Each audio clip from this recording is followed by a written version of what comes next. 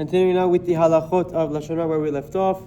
We're up to reactions to the sin of a scoffer. Again, we're in the category where the Chafetz Chaim defines explains and categorizes when we can report on one sin, the qualifications of being Amitecha, being part of your nation. The Halakha explains if the perpetrator is a type of a person who disregards and despises rebuke and those who supply it, and therefore where he sinned once, there is ample reason to believe that he will sin again.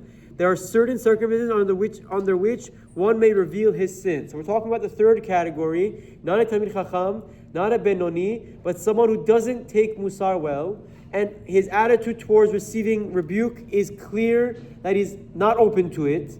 In this category, and we assume that he's someone that might slip up again, one may report his misconduct to the judges in the city, provided there are two witnesses, who will punish him and separate him from his sin. The judges should be careful to chastise him privately, as to not embarrass him in public and violate velo tisa alav chet, and you should not bear sin on his account. Of course, one must be sure that he is speaking not out of hatred chatz v'shalom towards the sinner, but rather l'shem shemayim. So this is the first category with a scoffer, with someone that you know won't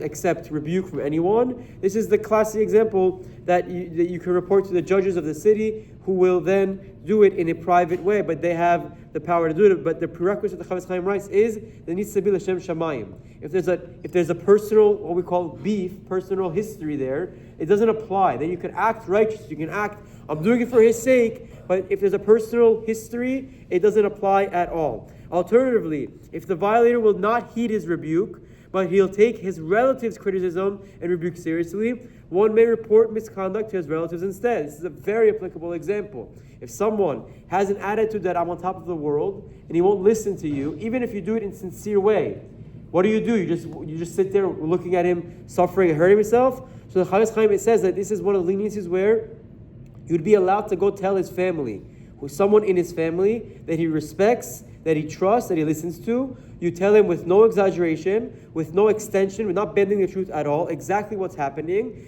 for the sake of getting the person help. And then that person, obviously there's halachot about what that person needs to do. He can't accept it, he shouldn't necessarily believe it, but he should do his due diligence to look into it, etc. That's for a separate time. But that family relative who would have a better shot at rebuking him, then it can work. Or one may also privately disclose the sinner's actions to his rabbi, provided that the listener will believe the words like two witnesses. So again, if it's not family, if it's a role model, a teacher or a rebbe, that is someone that the sinner will take his words seriously. And that does exist. There are kids who don't listen to anyone, but they listen to a specific role model, whether it's their uncle, their cousin, their teacher, whatever it is. In that scenario, then it could work as well. The Rebbe is permitted to hate the subject based on the information and to distance himself from that until he finds out that that he's done teshuvah. The Rebbe may not repeat the information to others,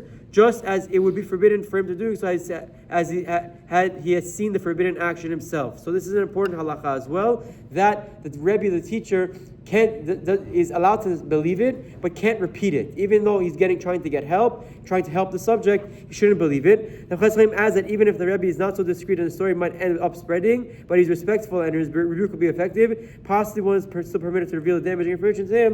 We'll talk about that another time. Chazak Baruch and Tizkei Mitzvot.